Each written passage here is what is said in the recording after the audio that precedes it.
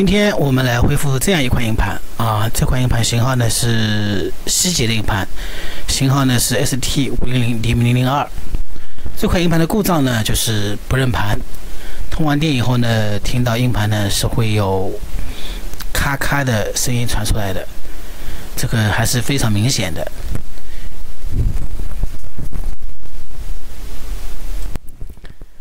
硬盘呢，如果大家发现，如果硬盘不识别，你仔细的听，如果硬盘有异响，比如咔嗒咔嗒咔嗒这样的异响，你就马上就断电，不要再去通电，因为硬盘啊，它本身是有个保护机制的，它允许你可能通电以后、上电以后，可能敲几下，它还是保护的。你如果它不在它那个保护的可能就几秒钟时间里面，你不去马上切断电源，还是让它自动的去断电，可能它就在自动断电一刹那，硬盘是没有保护机制的，可能磁头和碟片就发生了摩擦，这就造成了我们很多情况就是会划伤这种情况。所以说，如果硬盘发现有损坏的啊，建议大家马上断电，去找专业的人或者是去处理，千万不要自己盲目的去处理，造成故障越来越扩大。针对这种啊，因为很多客户使用者的硬盘如果坏掉了，他肯定是不死心的。我这里有一个方法啊，大家可以尝试一下，就是呢把硬盘的线路板拆下来，我给大家看一下啊，大家可以仔细的看的话，你可以看到它这里面是有很多的金手指的接触点。我们呢找一块橡皮。把这个金手指接触点的橡皮擦一下，因为这个金手指接触点啊，它长期暴露在空气下面啊，它是会容易氧化的。它氧化以后呢，也会造成我们所发现的这种情况，但是呢，很少，但是不能说没有啊。你也许运气好，也许可以一擦橡皮，可能装上去，可能就好了。这也是一种方法啊，我这里也说一下。因为有些人啊，他可能都想尝试一下，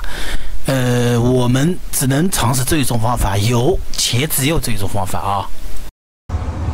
我们这块硬盘呢是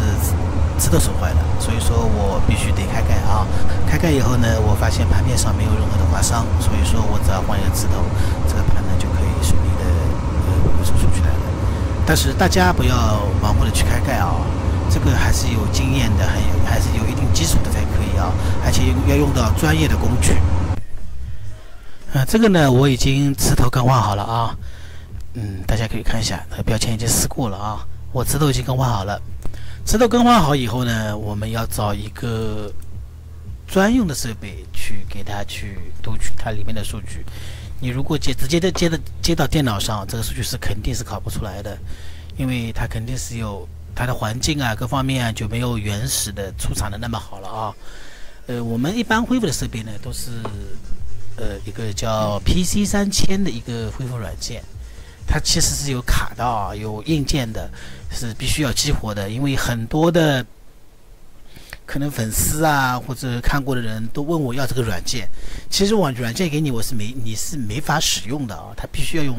很多东西到很有限制的，而且使用上面也是很多讲究的，盲目的使用肯定也是不行，可能对硬盘可能产生更严重的伤害了啊。这个我给大家说一下，而且这个设备也不便宜，像我这一个叫 P3 的设备，现在公开指导价已经到了20多万了啊。好的，现在我们就这样开始。现在我们接入设备以后，我们只要一般情况下啊，像我这样操作呢，我会先给它读取它的固件。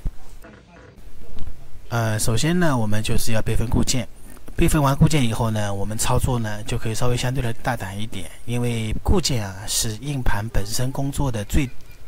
底层的一个文件。